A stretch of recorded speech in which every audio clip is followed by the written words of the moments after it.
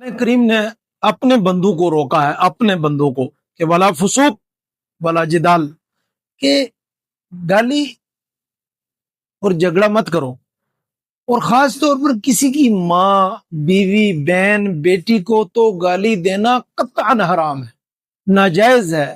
اس سے عرش عظیم بھی حرکت میں متحرک ہو جاتا ہے، ہل جاتا ہے۔ بھئی ماں، بہن، بیوی، بیٹی کا قصور کیا ہے؟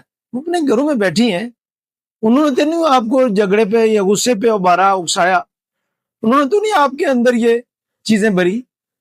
آپ ان کو خواہ مخواہ اپنے معاملات میں کیوں گھسیٹتے ہیں؟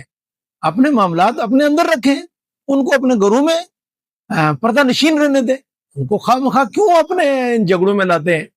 اس لیے گالی کو حرام قرار دیا ہے، کسی کو گالی نہ دی جائے، نہ بیٹی کی، نہ ماں بہن کی، کسی کی بھی گالی نہ دی جائے۔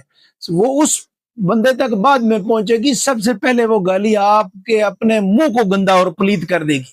اس لیے گالی کو اپنی زبان پہ لانا ہی نہیں ہے، کیونکہ سب سے قیامت کے دن سب سے جو قیمتی ہوگا وزن میں، اور سب سے وزنی چیز ہوگی، وہ اعلیٰ ترین اخلاق ہوں گے۔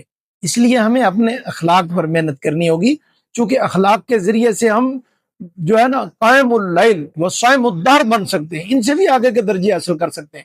ہمیں اپنے اخلاق کو بہترین بنانے کی بہت سخت ضرورت